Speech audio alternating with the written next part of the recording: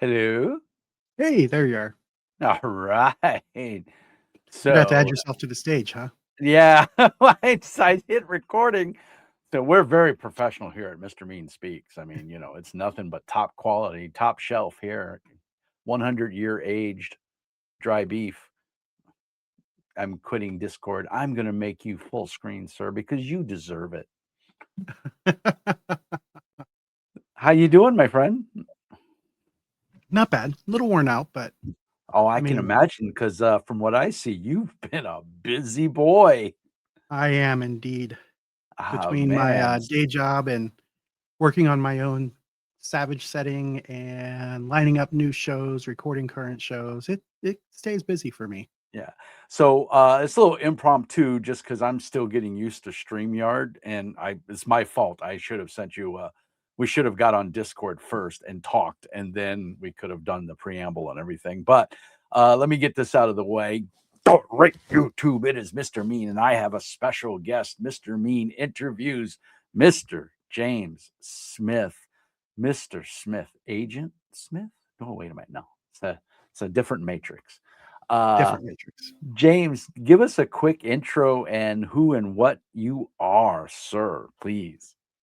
I am James Smith, also known as GM James. I am the primary game master of the Knights of the Smith Dinner Table.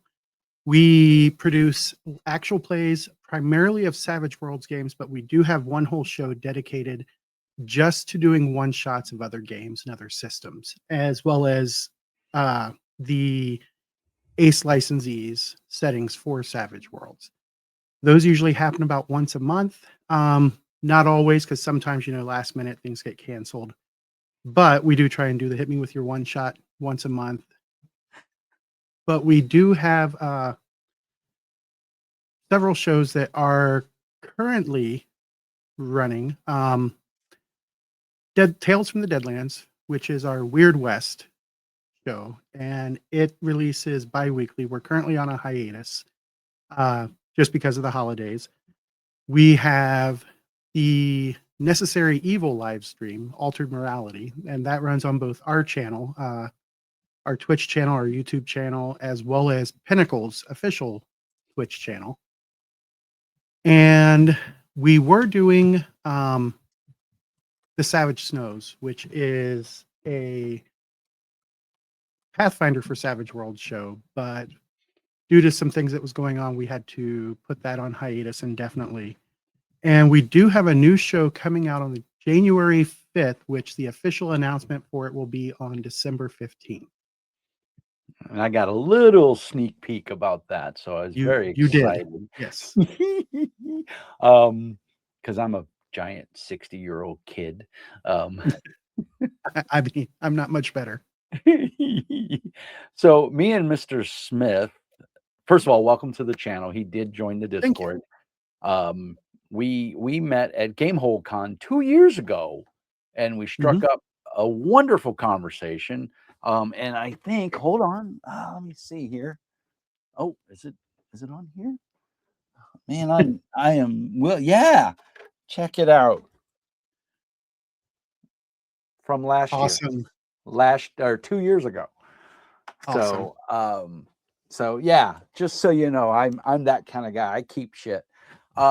Anyway, we hit it off. I feel we hit it off. And then I I would remember agree. walking through Gamehole this year, and you looked up and just the smile was like, hey, I know that guy, and it made me feel so warm and fuzzy because a lot of times as a YouTuber, as a person who's been in and around the gaming industry for the last 30 plus years, Right? how do you say there's a lot of fake shit going around? There's a lot Mhm. of, oh, hi, hi, you get the kin wave, and I did not get that vibe from you at all. And then you gave me your card, and I will admit I lost it.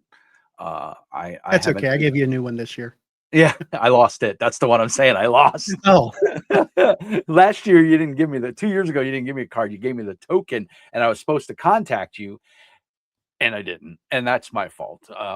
I think I told you I have an 8-year-old autistic little boy, and he requires 100% full care, and he's a mhm. wonderful child, and I love him dearly, but he's a handful sometimes. But anyway, that is not an excuse. My excuse is I'm old, fat, and lazy, and I've earned the right to be lazy. Uh, 2 tours in Desert Storm, Grenada, and a police officer for 10 years. I have every right to be a scumbag. Uh, 20 years as a paramedic, man. Right, you have that clout too as well.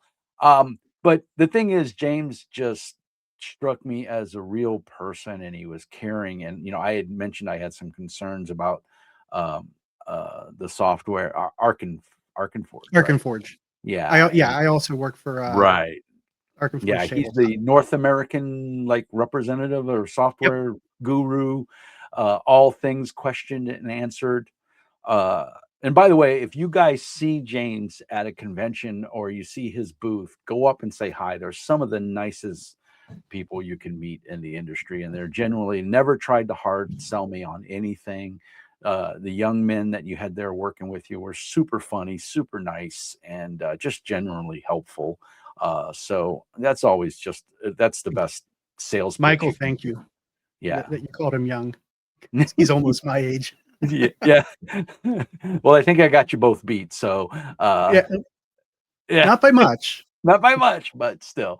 But yeah, just super cool people, and James and I think we kinda sorta had an impromptu dinner together only because I was walking by while he was trying to shove food down his face, and I so rudely interrupted him in his meal, but he was gracious and sat there and talked with me for a good half hour, I think, and then we talked Mhm. on and on throughout the convention, and, I'm a small YouTube channel. I mean, this is not clearly not a professional gig, but we have fun, and this is a conversation between two gamer friends. Uh, that's all it is. It's not. There's no pressure. There's no. Oh, you got to be on your p's and q's. You speak how you speak. Say what you want to say. It is easy breezy, lemon squeezy. But what struck me was really cool is James comes from a background kind of like I do. He's seen a lot of stuff, and it's made him. A lot of times, people in the industry, in law enforcement, medical, paramedics, wartime conflict, become very hardened and very selfless or callous. And James isn't one of those people, from what I can tell. And I'm not either. I'm a pretty happy-go-lucky, always got a smile on my face kind of guy. And so we just kind of, I don't know, I feel like I've known you all my life, which is a weird feeling because I don't meet a lot of people like that I jive with. But you were one of those people. And so thank you so much from the bottom of my pitless heart for coming on the channel and chatting with me. This was very impromptu. I reached out Mhm. to Arkin Forge customer service and I said, "Hey, I spoke with James at Gamehole Con. He gave me, I was a very upfront. I don't know if they told you, but I was like, he gave me his card. I lost it. I wanted to stay in touch with him. Is there any way you can pass along my info?" And like a week went by and I didn't hear anything. I was like, oh well, okay, well, it is what it They is. probably forgot. Yeah. And so I think because they're in Australia, correct? Yep. Arkin Forge guys. And then a guy from Arkin Forge. Currently 16 hours ahead of us. Right. So it's already tomorrow there. Well into tomorrow. And he was like, "Oh my God, I'm so sorry. I meant to reply sooner and I got sidetracked. Here's James's contact information." And so I was like, "Oh, awesome." So I sent James a message and we've gone back and forth and it's been awesome. And then this was very impromptu. I was like, "Hey, when do you want to come on the channel and do an interview?" And he's like, "Well, I'm free Tuesday night." And I'm like, "Oh, okay. Yeah, we could do that." So here we are. So tell us a little bit about your relationship with Arkin Forge, because that's how I know you. And I didn't realize that you were so big into Savage Wars. I knew you were a fan, but last night you sent me the links and I subbed to your channel. Uh, Mhm. and I didn't know that I'm a huge Savage Worlds fan. Um, I got all my lights off, but I think I sent you a picture last night of Yep. all my box sets and everything. So tell us how the whole Arkin Forge, because you're a paramedic, you're not a software guy. Nope. You're not a presenter. I mean, you're a GM like me, forever GM. But how does that qualify you to be the North American guru for Arkin Forge? So it started in the summer of 2018. I didn't know it at the time, but Ark and Forge at the end of December, or at the end of December of 2017, they had their first successful Kickstarter. Um, the program came out in a beta format. I found it because of a YouTube video, because I was looking for a new virtual tabletop that I could use in person, because at the time I had like 10 players when I still lived down in Dayton. So I needed something I could put on the TV on the wall. And we used, I can't remember what it's called now. It was a Java program. And it worked for a while, but I was looking for something that had a little Better. bit more pop, and yeah. And I didn't like any of the other options, because like Fantasy Grounds, been around forever, but it has a very high cost of entry. And And learning curve. yes, and Roll20 is just, it hasn't changed since the beginning. I think they Right. finally added animations because, you know, everybody else was catching up to Ark and Forge having animations. And so I'm like, you know what? At the time it was $25. No, it was 15 at the time, because it was still the very basic. I'm like, $15. If I don't like it, it's not even an hour of work for me. So Yeah. It's not like you're out a lot. right. And I picked it up and I started playing with it. And I was on vacation with my family and my in-laws, and I started playing with it. And then I just kept diving deeper and diving deeper. And I'm like, this is what I've been looking for. And I quickly became a super user. So like when I joined their Discord, I was always helping out other folks. There was one time where Nathan, the lead developer, and we were on a Facebook call through Messenger for like 4 hours, Oh my where God. I was breaking the program as quickly as he was patching Fixing. it. So he would push the update.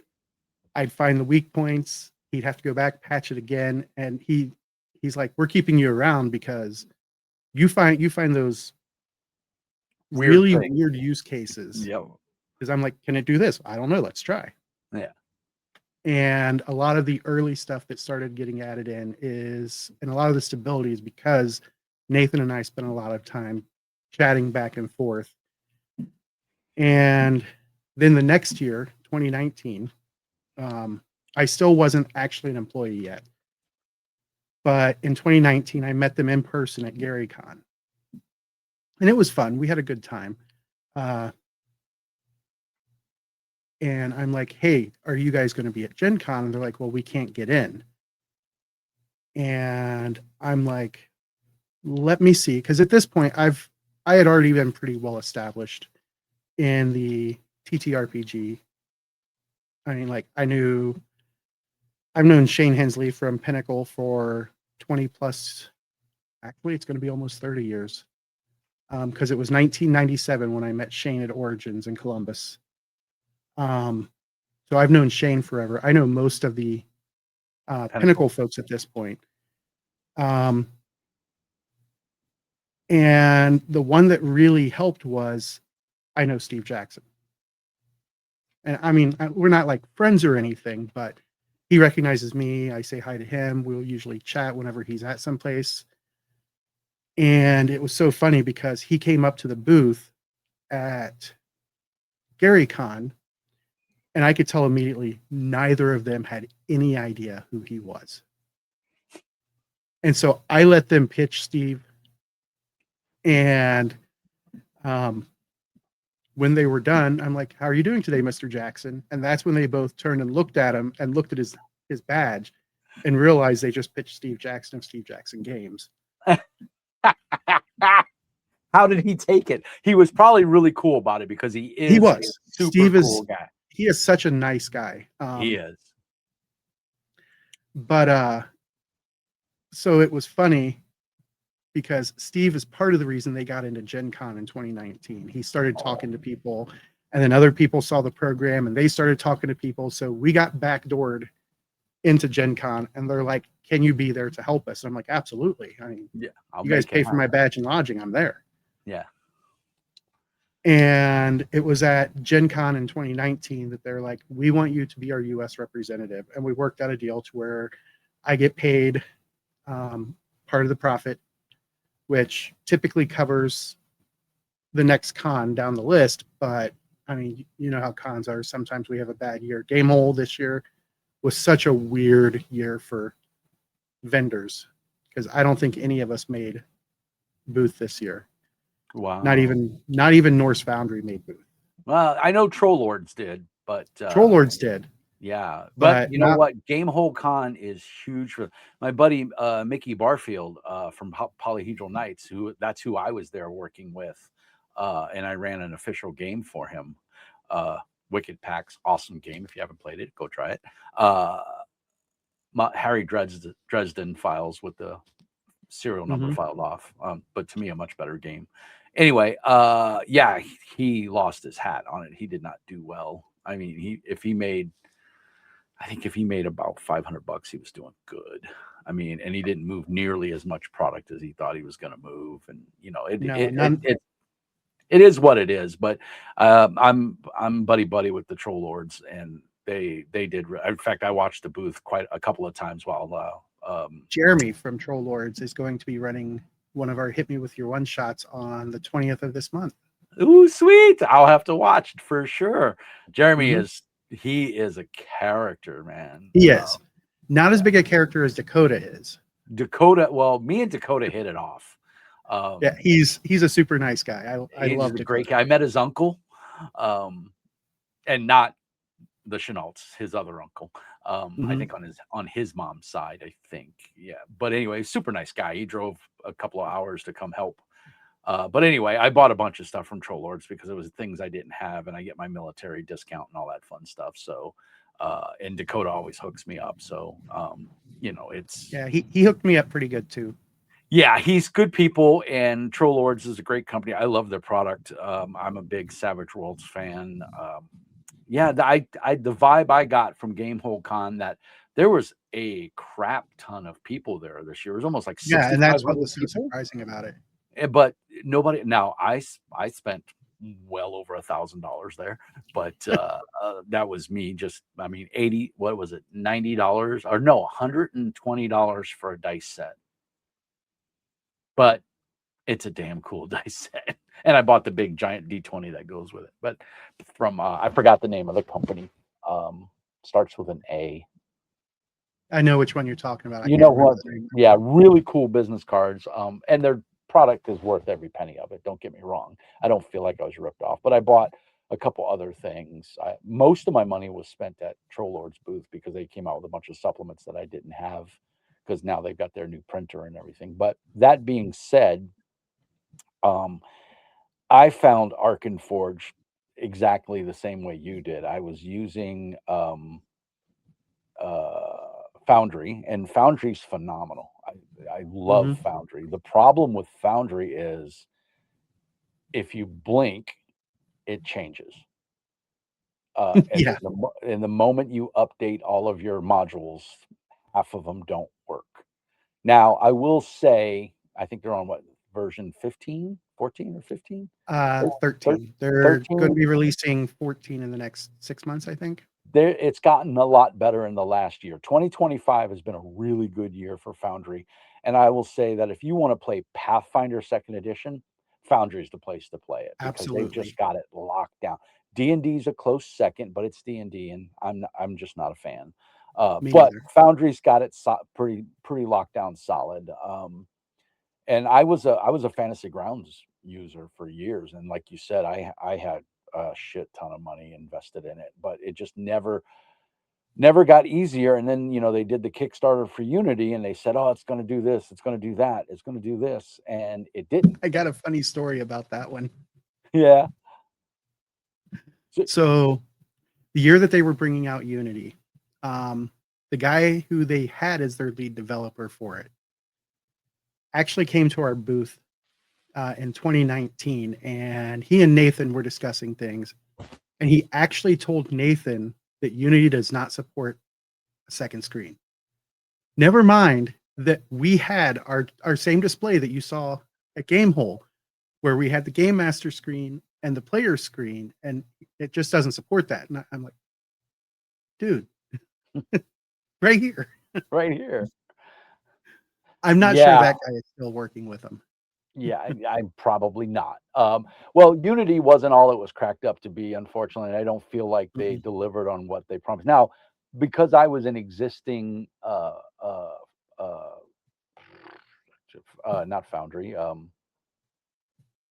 what's the name of it? I just completely the Unity, uh, the Fantasy software thing. Grounds? Fantasy Yeah. Grounds. Yeah, I lost the name. Ooh. Uh, um, I was an existing member already of the original Fantasy Grounds, so I got the Kickstarter. I think I want to say it was $25. Maybe it was a little more, but it wasn't much. Mhm. And if you had an existing account, you could upgrade to Unity. You know, if you were a long time Fantasy Grounds 1 subscriber, and I was. So yeah, I mean, I still have my license. It still works. I installed it not too long ago, and it fired right up. So it's not a bad program. I don't want to bash it or anything, but it just doesn't No, do I what mean, I need it to do, and Foundry does. The problem with Foundry is we've already stated if you blink, it yep. changes, and you've got to stay on top of it. And I don't have the time to do that. And Ark and Forge, I'm still learning it, and you and I will talk offline Oh yeah. about that stuff because I did promise that I would reach out to you with questions and stuff, and you did offer to assist. So, which is how I got the awesome token. um, but so not only Ark and Forge, and like I said, you ran the booth the two times I've seen it so far at Gamehole Con has been very professional, very welcoming, and like question there was like no dumb questions and all that stuff, which is exactly what you want, right? From a sales point of view or from a customer service point of view. And I'm real big on customer service. So when I feel I get good customer service, I make it a point to let people know that, hey, I got good customer service. So and in this day and age, the other thing about Ark and Forge is, and this you didn't touch on this, which I'm gonna bring it up. It's not leased software. No, You no, it's a buy it one one time time and purchase. you own it. Now they do come out with packs. What's the official term for them? Uh PAX, yeah. Yeah, just packs, right? And you Mhm. can it'll be assets that you can buy, and it supports moving maps or what do they call them? Animated maps, Mhm. right? You Yep. can make your own dungeons. You can import dungeons and And stuff like I that. think I So showed you my night train map, didn't I? yes, you bastard. um, So well, I could see, because in my basement, you can't see it here, it's off camera, but, I have a 8-foot long, picnic table bought at the local hardware store, the folding kind, plastic, Yep. and then I took the back off of a Toshiba TV, unmounted the speakers, mounted them underneath the table, ran the ribbon cable and the PCB on the bottom into the back of the TV. Because once you take that casing off the back, it cuts the depth of your TV in half. And then Mhm. I used some silicone adhesive, drilled some holes, and mounted the TV into the back half of the table. So that's my gaming table here at the house because I can't afford a $6,000, table. Right? So I made it ghetto fantastique with and me and one of my players. And so yeah, it works great and it's AirPlay. So I just fire up my Mac and connect to it. And so that's my plan for Ark and Forge once I can get everything worked out. But what is also super cool is you are a very prolific streamer, I am. Knights of the Smith dinner table. Now, Mhm. you got to give us, because we all know Knights of the dinner table. Yep. And So our give us name is an give us the homage to story. them. Our Is an name is homage definitely to an them. homage. Okay. I have always been a huge fan of Knights of the Dinner Table. Haven't always been able to keep following them, but I mean, all the way back in my oh, I want to say because it was originally in Dungeon or Dragon, one of the two magazines. Was it And in when I was Pyramid? maybe, It might have been in Pyramid too. I can't remember. Yeah, I mean, that's whew, but yeah, that was back in the 90s.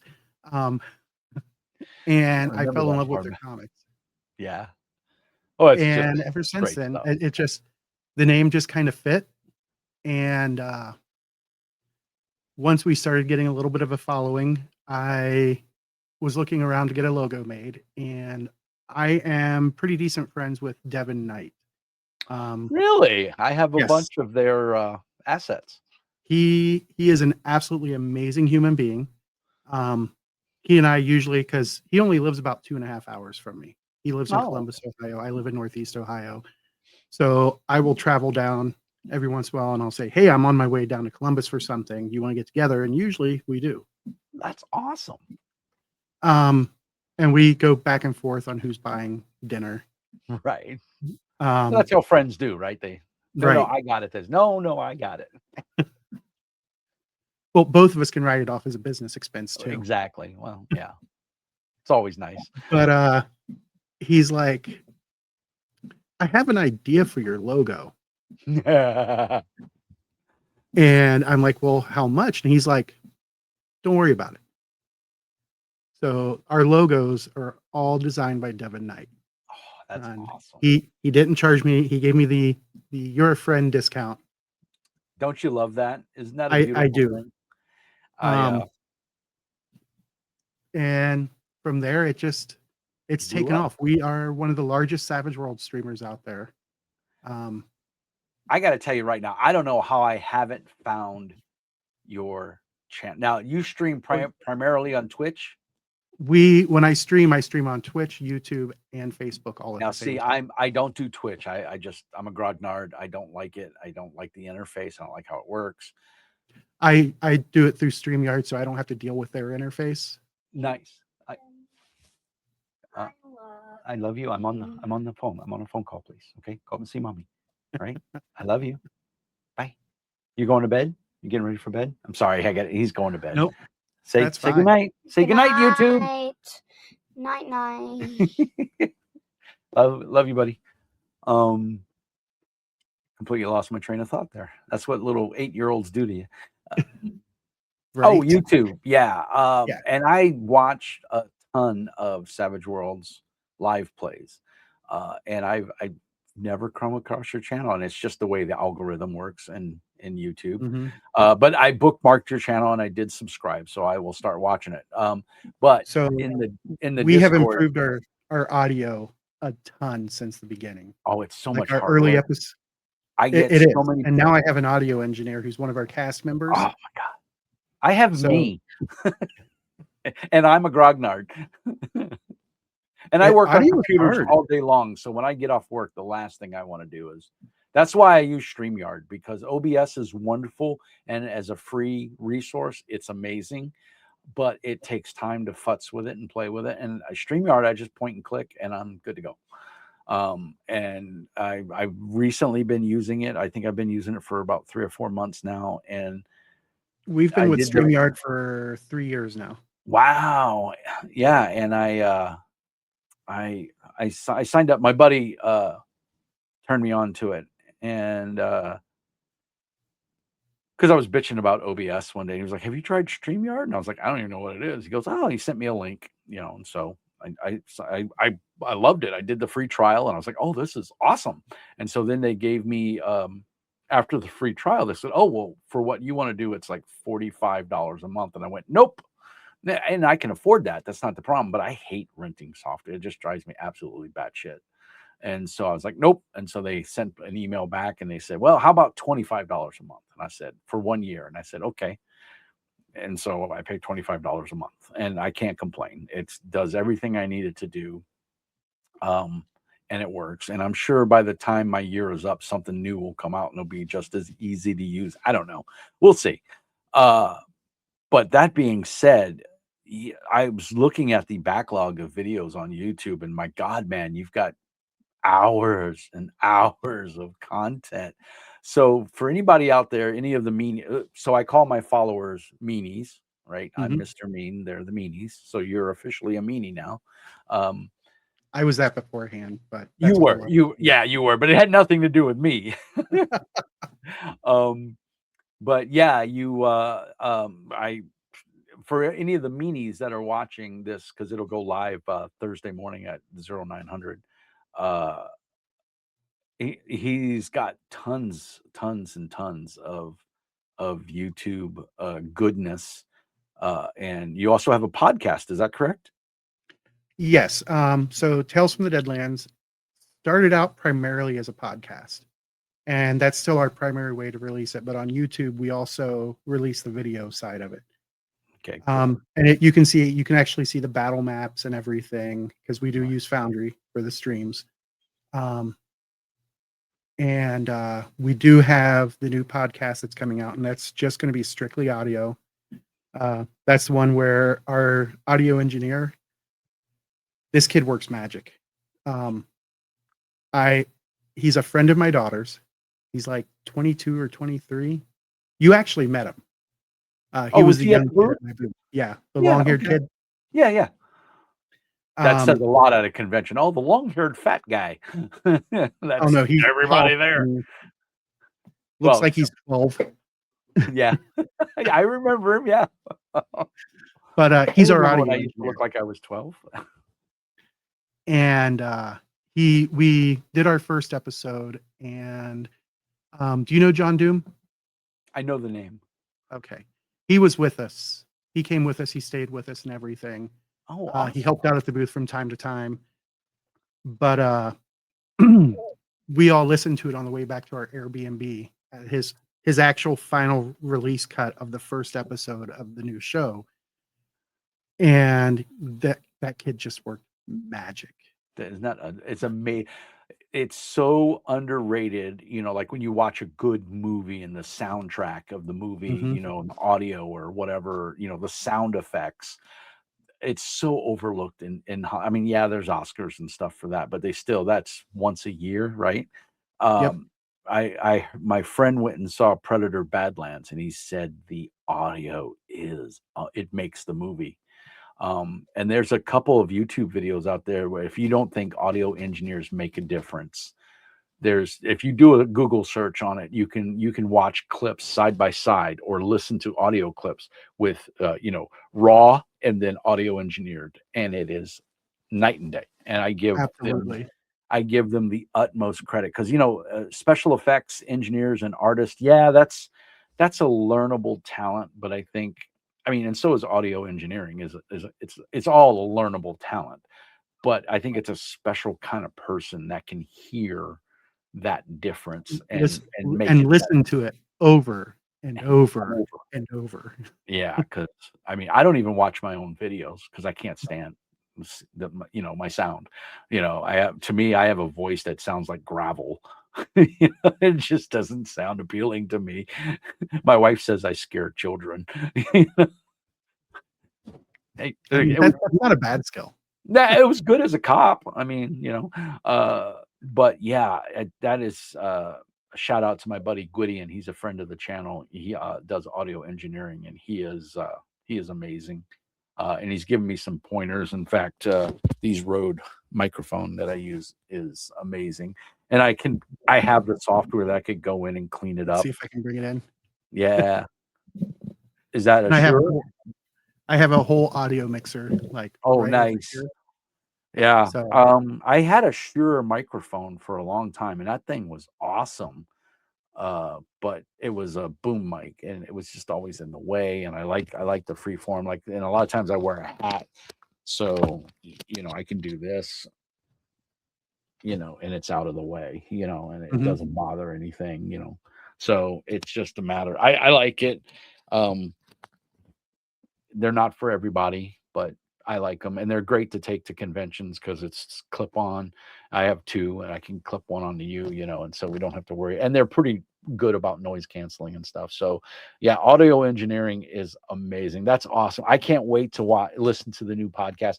I work from home. I used to do a lot of podcasts when I was driving, but I got promoted at work, and I kind of work from home now, which is not a bad thing. I love it. I get to be home for my son.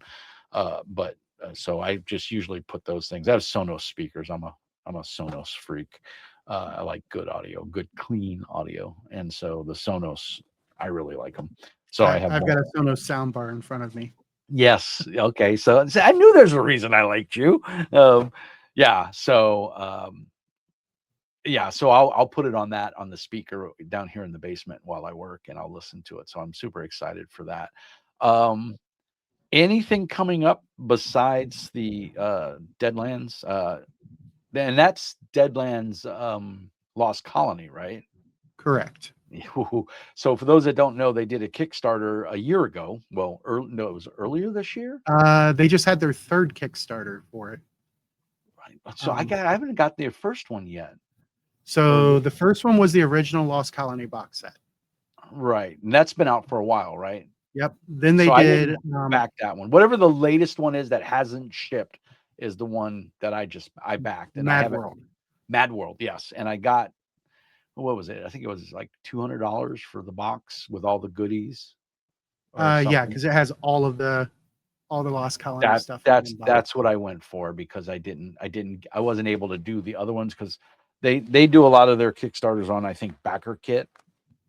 Mm-hmm. And so I'm not a big fan of Backer Kit. And so really? I don't, and it's not that I dislike it or anything. I just don't.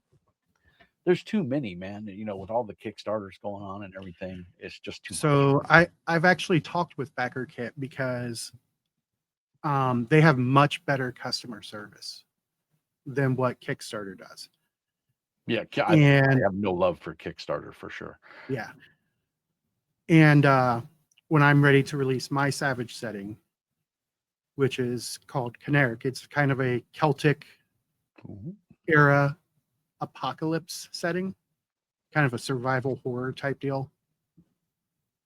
I'm going to go through Backer Kit just because when I talked to them and when I talked to Kickstarter, it was just night and day. Yeah. Like, well, Kickstarter, when we talked to you, I yeah. felt the same way talking to the folks from Backer Kit. Right. Yeah. Kickstarter, is just once they're 9%, 7 to 9%, and they don't care about it. There's no.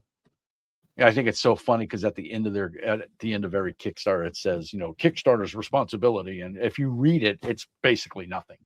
They're not giving you any money. If the Kickstarter fails, you don't have a leg to stand on. Backer Kit is kind of the same way, unfortunately, because that is the nature of the beast. So, but to me, I got a whole rant about Kickstarters. Kickstarter is for guys like you, guys that are putting out their own game, or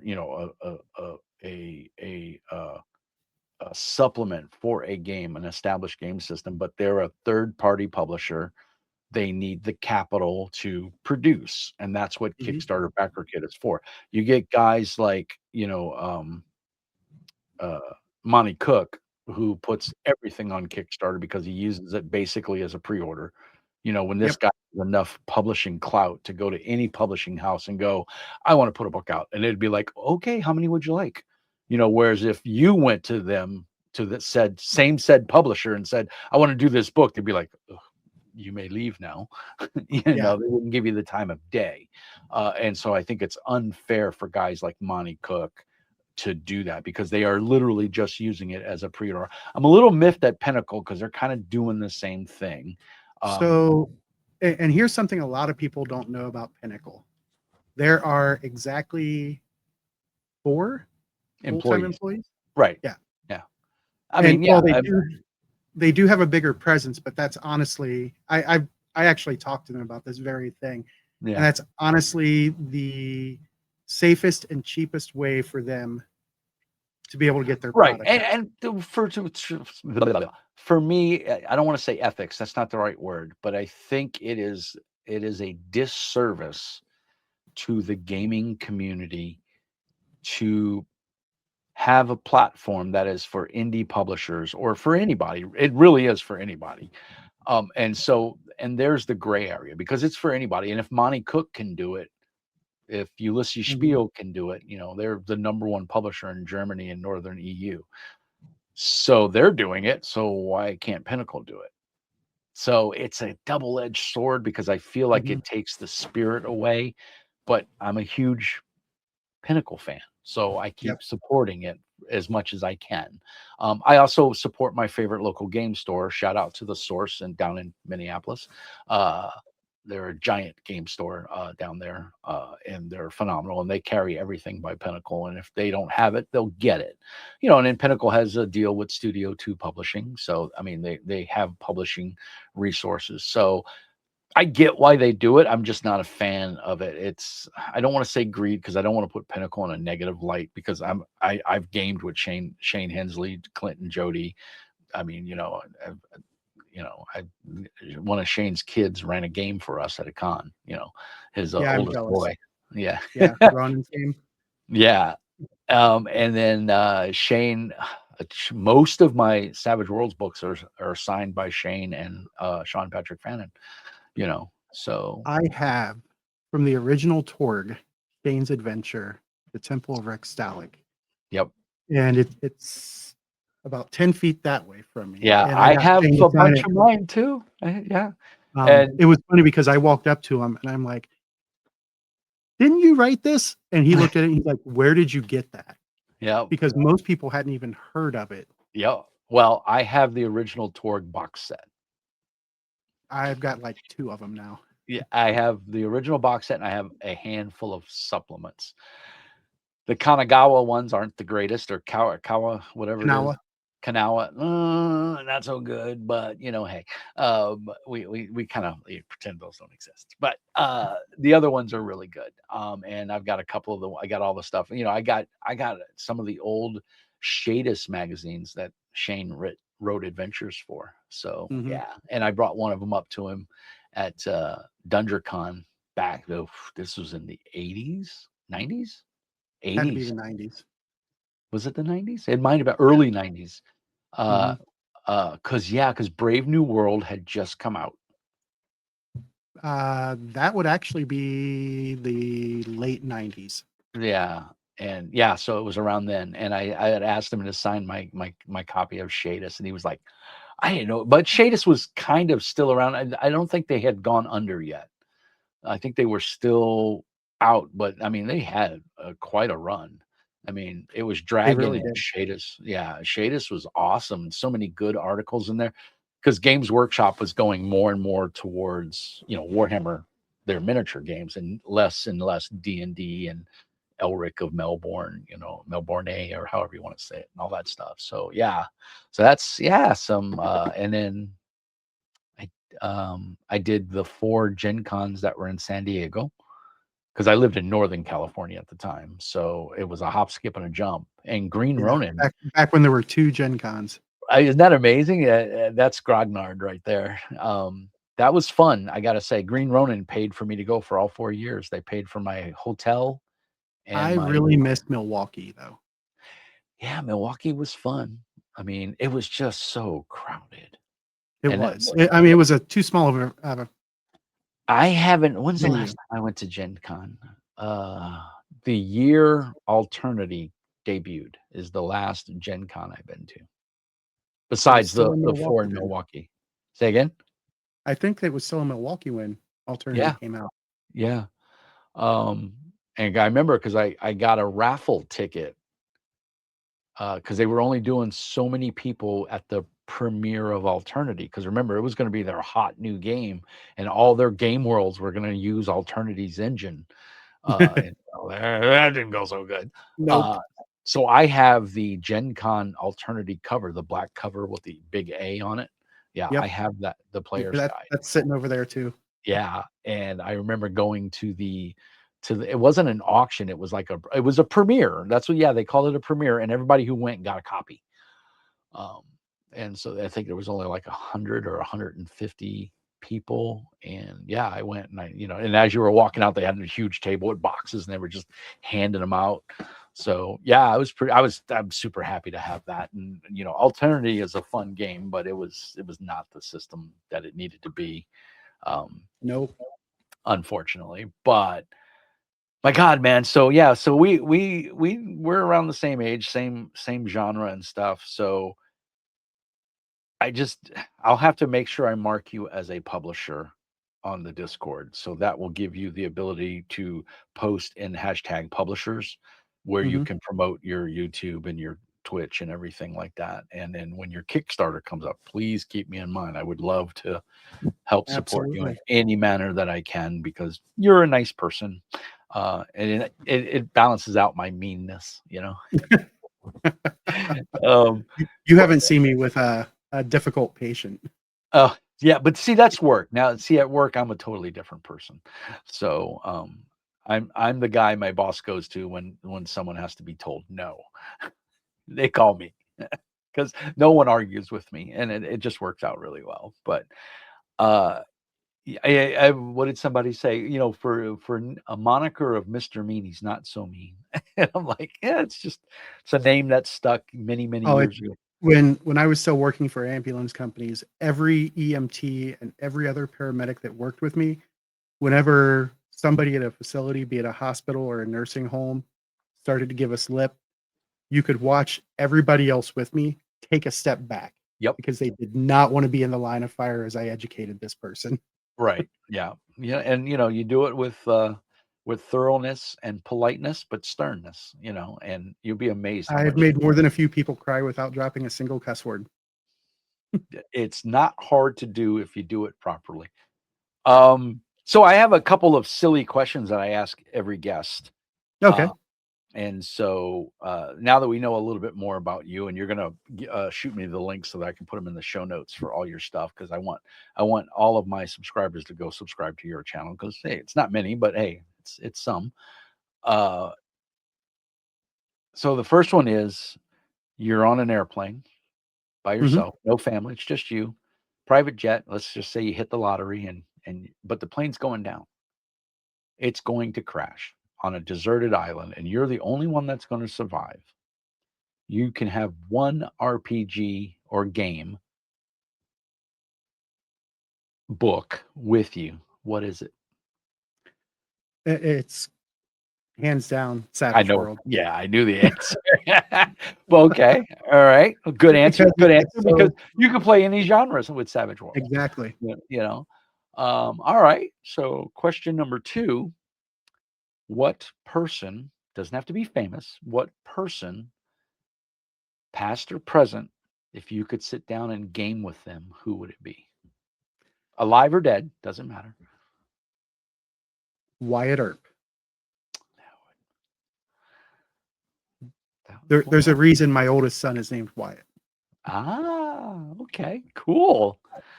Well, I'm a huge Tombstone fan, so um, that's a good one. That's a good answer. I haven't had that one before. Um, and then the third one, and I like these because they provoke thought.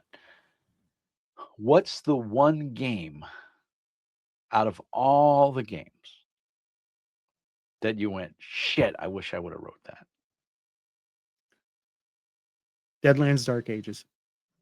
Nice. It's a good one. Because I had an idea for it back in 98.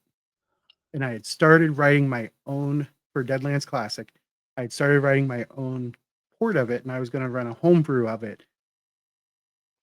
And then it just got put on the back burner because I went through a divorce in the early 2000s. And my papers, because at the time I still hand wrote everything. That shows you how Grognard! old. And during the divorce and everything, I lost my papers and I just never got back to it. And then, like, what was it, 4 years ago, they announced Dark Ages was coming. And I'm like, It could have I been me. could have been me. Could have been me. Well, you know what? You can run it. I'll gladly play in it. I'm a And forever GM. we will eventually have a Tales from the Deadlands Dark Age.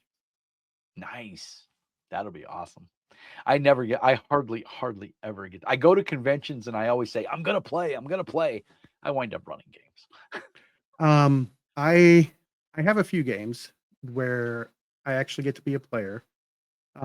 Like I just joined. Do you know JM DeFogie? Yes. So I just joined one of his games. Ooh. He he is an absolute gem of a human being. When he and I met a few years back, we just really hit it off, and since then, it's been a really good friendship in my opinion, and I think he feels the same way because he keeps inviting me to stuff. Yeah, it's usually a good sign when people want you to be around, contrary to what you think, right? Yep. And it is a Castles and Crusades game. So Oh, you lucky. I did get to play. So 2 years now, 2024 and 2025, I got to play with Chuck Cumbo. I And actually played in his game this year at yeah, dinner. and I had he killed us all. It was a hoot. It was so much fun. I played a monk, and it was a blast. He runs such a fun game, and he was staying at the same hotel I was in Madison. So I would see him every morning. We'd have breakfast together and stuff. And so he was like, "Hey, what are the conventions up there by you?" And I was like, "Well, the next one after this is Con of the North." And he's like, "Would you be interested in running games for us?" And I was like, "Chuck, I'm already in the program." And he's like, "Oh, because Chuck's very Mhm. forgetful. I love him to Yep. death, but he can't remember to tie his shoes before he goes jogging."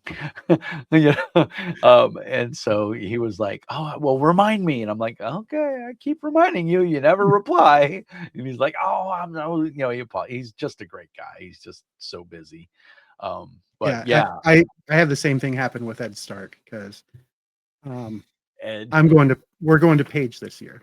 Ooh, nice. We were directly invited by Ed Stark to go to Page. And for those of you who are watching who don't know who Ed Stark is, grab any old second edition thing from second His edition his AD&D. name is You'll probably see his name in it, and he's the creator of the Birthright setting, which is my hands down favorite. one of my favorite settings.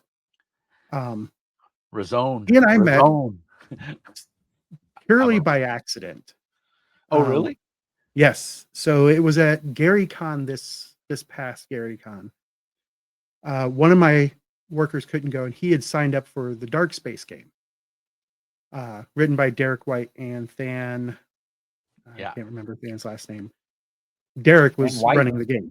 or no, Hmm? It's Derek White, Derek right? White. Hold Yeah. on. Keep talking. And so I took his ticket since he couldn't go. I'm like, you know what? We're not going to waste the ticket. I'll go and I'll play it. I hardly ever get to play at cons because usually I'm busy schmoozing with everybody and making more connections and getting more one shots lined up. Fan Yep. Gibson. I got Dan to play with Gibson. Derek. Yeah, I got to play with Derek at the game at Game Hole. And if you've ever played in a game with Derek White, you know he has. Oh, yeah, I love Dark Space. I wish there was a Foundry set up for it. I think it's coming. I think it's coming. I think it I is. did Yeah. ask him about it, and I can honestly say, I gamed with Fan.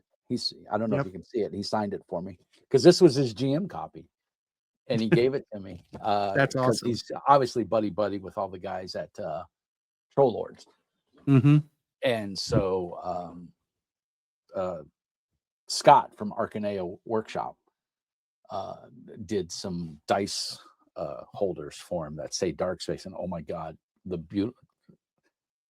this guy does amazing custom woodwork. I mean, better than anything. What is the guys that do Critical Role stuff? Those stupid, outrageously expensive game tables, whatever they're. Not Weta Workshop, but you know what No. I'm talking about. Yes, Wormwood. I do. Like Wormwood. 12 Wormwood. That's it. Like Yeah. $12,000 for a table. Yeah. Now, Arcanea's tables are about $3,000, but it's solid wood. I mean, that GM screen, I'm telling you, if you ever get the time, go back in the archives and look at my review of the GM screen, because I'm telling you, I think it can stop a 45. Mhm. It's 4 panels, and each panel is about almost an inch thick, Nice. and it's solid. I mean, but it's beautiful. And he put he laser engraved my logo on there and everything. Oh, it's just amazing. But anyway, yeah, I got to play with Thane. And I'm not a big OSR fan. I don't like Shadow Dark, but this I absolutely fell in love with because it was, and part of it was Thane, but he runs like I do. He's very off the cuff, very theatrical, and I had a blast. And I mean, come on, the back of the book is a character sheet. Yep. And it's glossy, so you can use wet erase on it, So it's amazing. So if you've played with Derek in one of Derek's games, you know he has everybody introduce themselves. And Ed introduced himself. I'm like, wait, Wait, I Are know you that name. Birthright Ed Stark? And he's like, yeah, yeah. I'm like, oh, I'm like a huge fan of Birthright and everything. And I fanboyed for a moment, which I hated myself for Right. because I've been on the receiving end of the fanboy thing. And let me tell you, it's It's awkward. creepy. Yeah. Yeah. Oh, it's Yeah. creepy.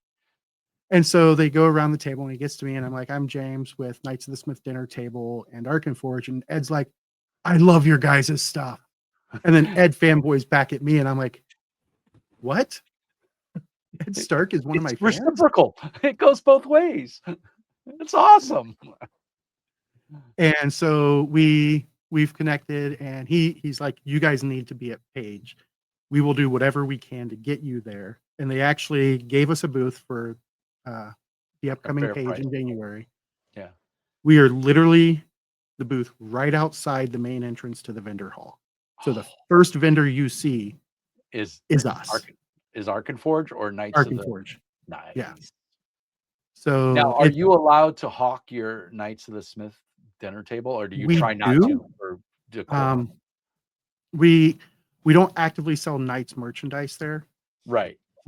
but we do promote our stuff. Yeah. So like we'll wear our Knights shirts.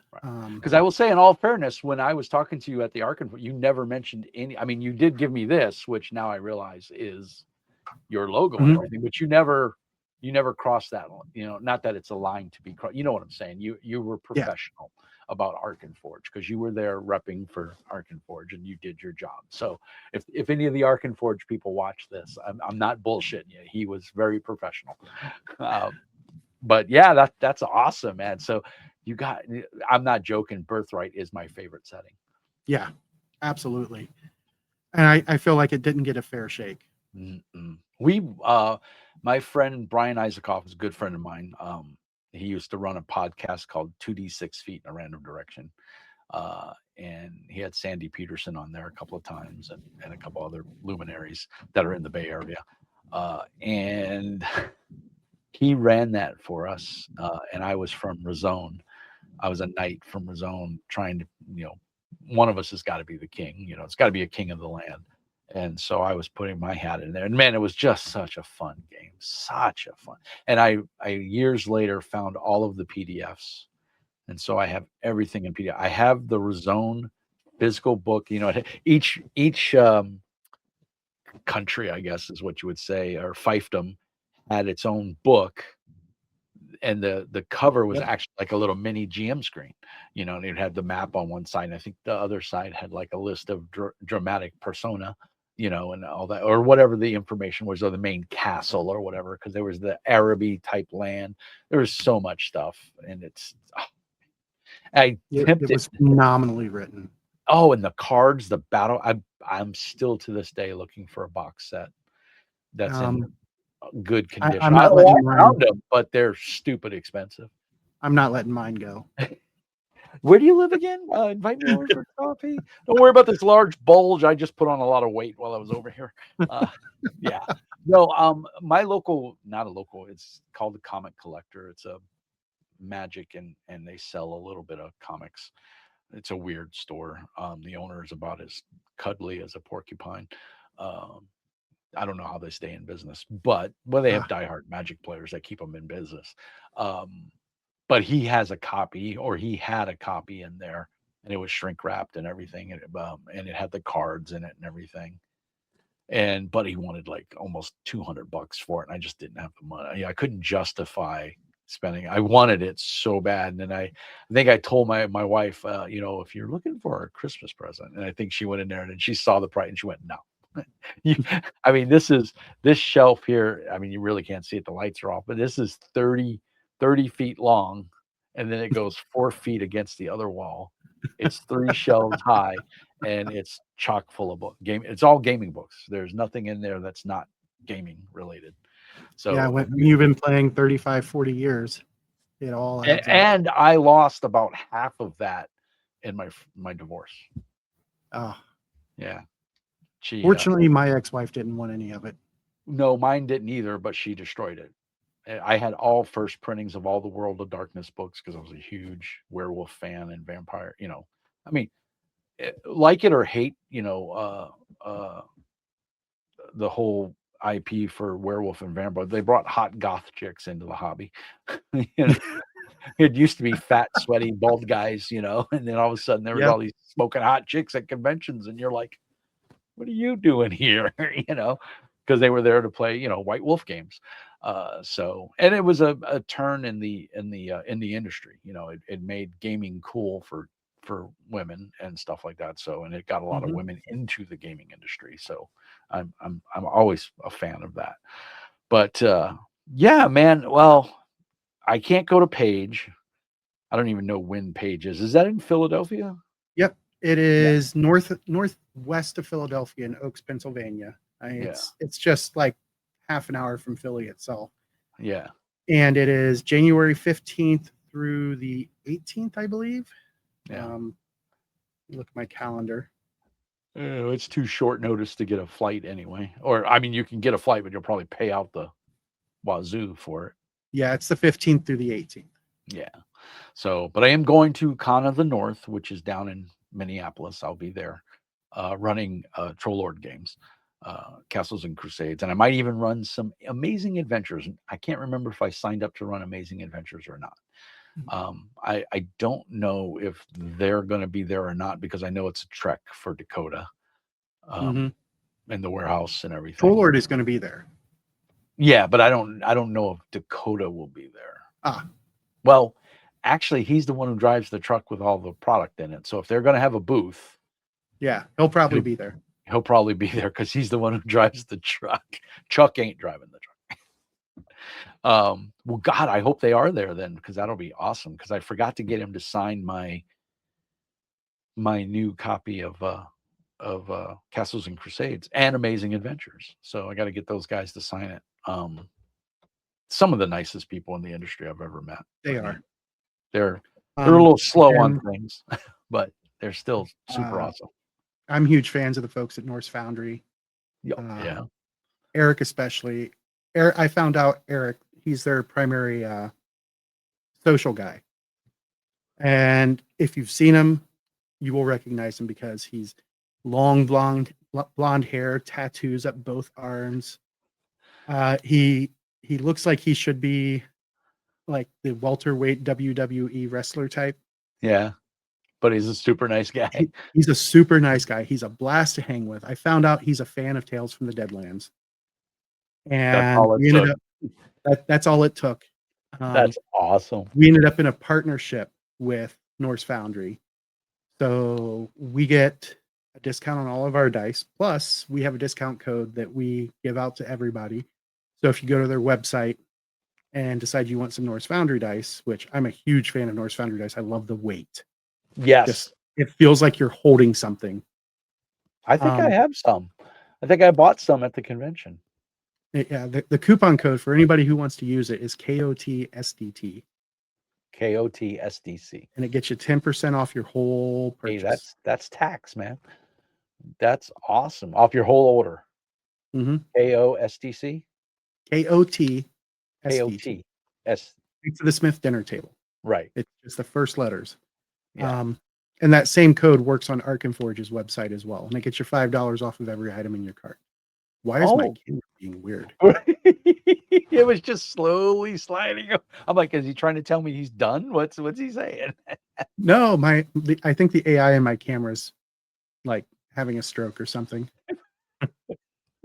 Well, please don't die on my account.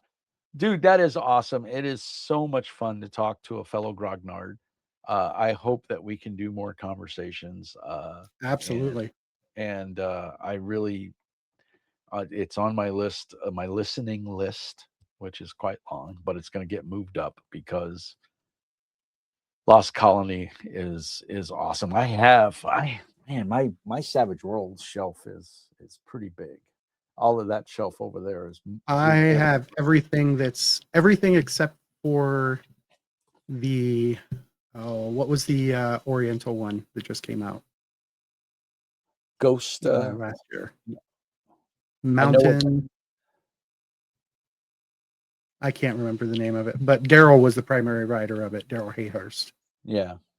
And that's the only one I didn't have, and that's just because the setting didn't speak to me. Right. the way that the other settings do. And then today, I finally got my copy of the Han Cluster Oh, by Tracy nice. Sizemore. Nice. Yeah, I play tested it. Lucky rat. Like I said, we're in deep with Pinnacle. Well, I mean, I'm happy to say, hold on one second. I gotta, since we're wagging our tails here, watch your eyes and turn on the light. I got, where is it? Where'd it go? I have, oh my gosh, everything is never where you need it to be. Right? Oh, it's Savage Worlds. Oh, it's so up here. Duh. The Secret World and Got Starbreaker. that. Yeah. We actually just recently, we have to go back and finish it. A Secret World hit me with your one shot for their Kickstarter. But I live in a very rural area, and Try coming to halfway Duluth. through the stream, some idiot hit the power pole down the street. So I lost power halfway through the stream. No, you lost all the footage, or was it No, live? no, it was a live stream. So it's on our Oh. YouTube page. It's saved on our YouTube page. All of our past live streams live on our YouTube page. Yeah. And we are going to go back and revisit it and finish the adventure. Please. And the guys from crap, now I can't remember the name of the company that makes the Secret World. Oh, Star Anvil Press. Yes. Yeah. Brandon at Star Anvil. Brandon he's an amazing person too. He's on the channel. I mean, he's Is a he? mean. Oh yeah. In fact, I get copies of everything he does. He sends me everything. Him and Jason from Heroes and Hardships, which is not Savage Worlds, but it's a D10. He's a big L5R fan, and that was the inspiration for Heroes and Hardship. Jason is an amazing guy, and he's like, thank you for everything you do for the indie community. I'm like, well, there's no other channel that I'm aware of out there that does what I do. So I mean, there may be. I'm not saying I know them all, but but I'm waiting for 2.0. I got a chance to interview him, and he was just an awesome guy. Christian. Now he's French, so it's Nome, Nome, but super nice guy. And this is a great Savage World setting too. This is how I play GI Joe in Savage Worlds, because I refuse to play Essence 20. There is a setting. What is it? I picked it up. Freedom Squadron. Yeah. Oh yeah. Yeah. It is directly a GI Joe. Isn't that Sean Patrick Fannin? Let me. I think it is. I think he was the brainchild behind that. I have the PDF of it. That's what I have. I wasn't in. Yeah, Sean Fannin. Yep. And Eddie Webb. Yeah, and it's pretty awesome. And I spoke to Sean about that, because I asked him about it, and he was like, I grew up on GI Joe cartoons. Come on, why wouldn't I? And so they came out with that. And yeah, it's really good. It's a lot of fun if you're into GI Joe over the top. It's the A team of comics, because 10,000 rounds are flying, but no one ever gets hit. Well, right. BA always gets a nick, and that makes him mad, and then he goes and beats somebody up. So not that I've watched all of the A team. I've also got a request out to I'm a huge fan of the Fat Electrician. Do you know who he is? No, I haven't heard. I may know it if I see it, but he does World War II history on TikTok and YouTube. Oh. And he is an absolutely amazing storyteller. Like he takes these historical events and he just brings them to life and explains them in a way. There goes my camera again. But he explains these historical events from World War II in just amazing detail. And so he's like narrating them? He's not really narrating. He's bringing the story to life. for the newer generations. Well, send me a link on Discord. I'll check I it out. absolutely will. Yeah. And I reached out to him and his group, the Unsubscribed Podcast, which is a bunch of vets like us. Subscribe. Nice. Great Yeah. name. And I reached out to them trying to get them to come and do a Weird War II Savage Worlds. Hit me with your one shot, and I'm hoping to hear back from them. Oh, I wish you all the best luck. Have you checked out Weird West by Stiff Whiskers? It's a DCP derivative. I have, and it didn't sing to me like Deadlands does. Okay, I really steal it for ideas for Deadlands. That's all I do. I mean, I think it's great, and the first book was a 966 page. And that's one of the things that really turned me off to it. Well, he did reprint it now, and it comes in 2 separate books at 480 something pages. So, but it is 2 separate books now. There's a player book and a GM book, which has all the bestiary and everything in it. So, it is really well done. I will say, I'm a big DCC fan, so I like that simplicity, that fast moving. We actually did a DCC offshoot, Dungeon Dwelling Critters. Yes, with the writer of that. Yeah, and that was a lot of fun. Yeah. So yeah, and if you like, if you like that fast paced, kind of game, it can be a lot of fun. But Savage Worlds is one of my first loves. It's in my top 5 RPGs. I'm fast, although I will say Cubicle 7's Warhammer the Old World is moving up fast. The more I read of it, I really like what they're doing with the mechanics and everything. Because I just wish someone would come out with a 40K role-playing game that doesn't suck. That doesn't suck. I mean, the closest was Dark Heresy and Rogue Trader.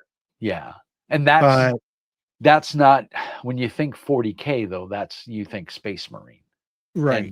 And Fantasy Flight did all of. I have them all, and they're as each iteration was put out, like Only War, I think, was their last one. The rules got better and better because they cleaned them up. They found out, they talked to the play testers and what worked and what didn't work. So if you go through, the first one was Dark Heresy, and then it was the Rogue Trader. Or no, it was Rogue Trader. Was it Rogue Trader then Dark Heresy, or was it the other Dark way? Heresy came first. Yeah, Dark Heresy, the rules were horrible. Rogue Trader was a little bit better. Then there was the Marine book where you could play Chaos Marines. Death Watch, and it was better. And then Only War was solid. Then before they went under, or they gave everything over to Edge, they put out Dark Heresy 2nd edition, the Inquisition, the red cover book with the big eye on it, and that was pretty clean. But then they lost the license, or they gave it up. I don't know the story behind it, and then Cubicle 7 started putting stuff out, and the stuff from Cubicle 7 is good. I'm not going to lie, but it's just so crunchy, and I don't have time for crunchy anymore. That's why I don't play D&D. I don't play Pathfinder. I love Pathfinder, but it's just too crunchy. If I can play Castles and Crusades, or I can play Pathfinder, I'm going to play Castles and Crusades because it's just faster, and I can belt out a character in 5 minutes. It takes me longer to roll the dice for my stats than it does to actually make the character. You know what I mean? And that's not saying that Pathfinder's a bad game. It's just, it's too crunchy for me now. I don't have that brain span to sit there for 3 hours and fiddle with making a character when I can just open up Castles and Crusades, character generator and belt out a character real quick. Although Pathfinder has all of those apps as well. Some of them are really good. Is it Path Builder? Path Builder is amazing, and all my players use it. We ran a 2-year campaign, and all my players used it, and it was great. I mean, I don't have anything bad to say about it. And the guy that developed it, he's a real nice guy. I reached out to him to see if he wanted to come on the channel and do an interview, and he's like, it's not really my thing. This is kind of a hobby that I do for fun, And again, he was like, well, I asked him if he was going to make a Mac version, and he's like, at the time it was only an app on Android. And he's like, no, because I don't have access to a Mac. And I'm like, well, dude, I'm in IT. I can get you a Mac. You know, it won't be a brand new Mac, but it'll be a serviceable Mac that will work, that you can compile your code on. And he's like, nah. He goes, nah. He goes, but I will tell you. So I knew before it actually hit the market that he was putting out a web-based version of the app. And so I was super excited for that. And like I said, and it's, what is it? $5, I think, is all he asked.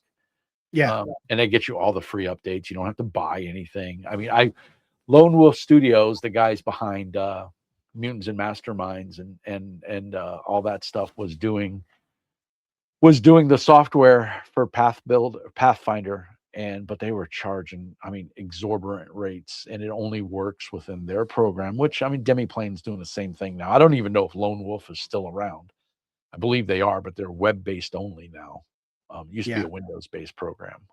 But I hate renting my PDFs, and that's why I don't support Demiplane. And I was real big on Daggerheart. We just finished up a Daggerheart campaign, and we had a lot of fun. But I like Daggerheart. I don't like their gaming license. Yeah, because it's basically the same thing that Hasbro tried to push out. Yeah, and they've gotten a lot of flack over that, and it is being revised. So it is not. What's the old saying? If you want a tumor removed, go to a doctor, don't go to a mechanic. And that's kind of the situation with their license. They went to an outside legal representation that didn't necessarily know the gaming industry. So it's a pure legalese document. I mean, clearly Hasbro didn't know the gaming industry. Well, they still don't, but we won't even go there. We won't get into that politics. But yeah, so the last I heard, they were talking about they're going to revamp the Daggerheart license, because they did let the guys that are doing, I forgot what it's called, but it's Daggerheart on Foundry. There's two different versions, and they support both versions. And they've been really, really forthcoming and polite to those guys, and letting them use stuff. They can't use the art, of course. Right. Which, I mean, the artists have to be paid. I get that. I want artists to get paid because I want them to keep producing good art. But yeah, overall, I think we're going to see some good changes. I just released a video today about my thoughts on Daggerheart as a GM, because I ran it for a good 6 months. And it's a good game. I mean, the TLDR is, it's a good game. It's just not for everybody. If you're not a theater kid, I'm not. I mean, but I have those aspects in me as a GM. I GM off the cuff. I read your backstory. I pull things from that. I incorporate that into the story. That's the kind of stuff I like to do. And it works for that. If you're that kind of GM or spontaneous GM, or you like theatrics and all that, it's a great game. If you're a numbers cruncher, it's not going to necessarily scratch that itch that you have, or if you're deep mechanics, and you want to know the ins and outs of everything, it may not be the system that you want to play long term. For short term, I think a convention game, I think it's phenomenal. It's a lot of fun because you got the cards there in front of you. I'm not a big fan of the cards, to be honest. As a player, I think it's more shit you got to keep track of. But then I'm old. Some people like cards, so, and it's going to draw on your like Magic type players, and that stuff. So is it for everyone? No, there is no perfect role-playing game. I know people that can't stand Savage Worlds, it's too easy to break. I'm like, but that's the point of, They're wrong. But. Well, right. You can have a different opinion no matter how wrong you are. You can't have it. Right. I see you think the way I do. I thank you for your opinion, even though it's wrong. I appreciate it. But no, go away. You're wrong. So yeah. So we'll see. I mean, I can't talk. I'm getting ready to run a campaign of Palladium's Superheroes, Heroes Unlimited. Oh, yeah. I love Palladium stories and background. The Palladium Mechanic. Crunch though. I was so happy when they put Rift Savage out Worlds. Oh, I have it. In fact, I bought so that's the original box for Savage Worlds, but it's all the 2.0 for Suede in there. And I gave the first edition stuff, the Savage Worlds Explorers version to one of my players. I gave it to him as a birthday present because he really loves Rifts, and I'm like, I'm not running Rifts, Palladium Rifts. I refuse to run it because it's just painful, you know. But we're going to run a short campaign of Heroes Unlimited because that's what they want to play. And I want, you GM to make people happy, right? I mean, at least I do. And have fun, I should say. And I love supers. So, but I want to turn them on to this. And I have the superhero compendium as well. So that would be fun. That's why we're doing the Necessary Evil live stream, because we had an itch for supers. And I can't wait to watch it or listen. I guess, is it more of a listen to, or It's a live stream? It is a live stream. Okay, cool. Yes. And it, just like everything else, it lives on YouTube. Everything's on YouTube. Well, make sure when we're done, you send me all your socials, because like I said, this will go up Thursday. It is getting late here though, and I have to get up early in the morning, and my day starts at 5 o'clock. So I'm rapidly running out of steam. But James, thank you so much for hanging out and taking time out of your busy life. I really do appreciate it. I know I'll probably see you next year at GameholeCon. We'll be there. We cruise every other year. We go on a big family cruise because there's a agency called Autism of the Seas, and they promote autism on Royal Caribbean, and that's who we cruise through. So my plan, we have a cruise booked for February of 2027. So 2026 is my year to go to conventions. So I know I'm going to Con of the North. I would like to go to Gary Con. I would also like to go to the big, it's in Milwaukee.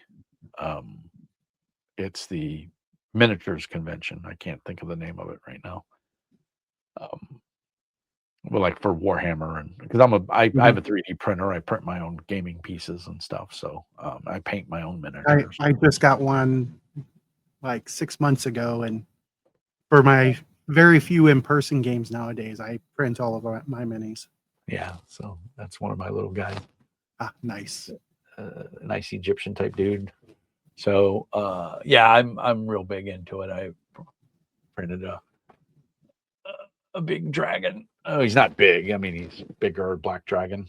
So yeah, and a rock. He's on a rock, tactical rock. So yeah, I love my 3D printer, and I love painting miniatures. So I'm going to go to that miniatures convention in Milwaukee. It's towards the end of the summer, if I remember. Can't think of the name of it now for whatever. But that being said, I'm going to try to get to some other conventions. So hopefully I'll see you at a couple other ones. And I can't make Paige though; it's too soon. And my wife can't take any time off. She's a director for accounting for the YMCA up here in North America. So she is not allowed to take any time off the first of the year. So just because it's chaos for accountants, the company that I work for now, they're like, just tell us when you need off and go. Yeah, that's kind of how mine is. But when I go to those out-of-state cons, I like to bring her with me and Norby, because it's a lot for her to have to take care of Norby, my son, on her own, especially for like 4 to 5 days. So we kind of make a little vacation of it, and go do things. And we try to go to the larger metropolitan areas so that she can take an Uber or, go somewhere so she's not cooped up in the hotel, because if that was the case, she'd just stay home, right? Because then she's got her car here and she can drive and stuff like that. So, but she doesn't like driving in other places that she doesn't know. So, but yeah, as always, man, it is always a pleasure to talk with you. You're a very interesting person. I enjoy the time that I get to chat with you, and I hope we can do more of it in the future. And absolutely, we'll definitely get together. I'll send you a message for Ark Forge, because I want to start using it on my in-house game. Because Devin Knight, I believe, has some superhero tokens. He does. And so I want to use those.